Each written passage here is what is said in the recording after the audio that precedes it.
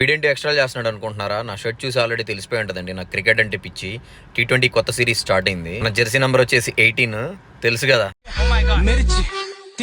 మ్యాచ్కి వెళ్ళేటప్పుడు ఇలా ఫ్రెండ్స్ అందరం కలిసి కిట్లన్నీ కార్లో కుక్కేసుకుని చక్కగా బయలుదేరతాం. దారిలో ఇలాంటి లొకేషన్లు చూసుకుంటూ జోకులు వేసుకుంటూ ఎంజాయ్ చేసుకుంటూ వెళ్తాం. చివరికి గ్రౌండ్కి అయితే చేరుకున్నాం. మనం క్రికెట్ ఆడేటప్పుడు ఇలాంటి వాటర్, ఎనర్జీ డ్రింక్స్, ముఖ్యంగా ఇవి ఓడిపోతే బాధతో గెలిస్తే ఆనందంతో కుమ్మేయడమే.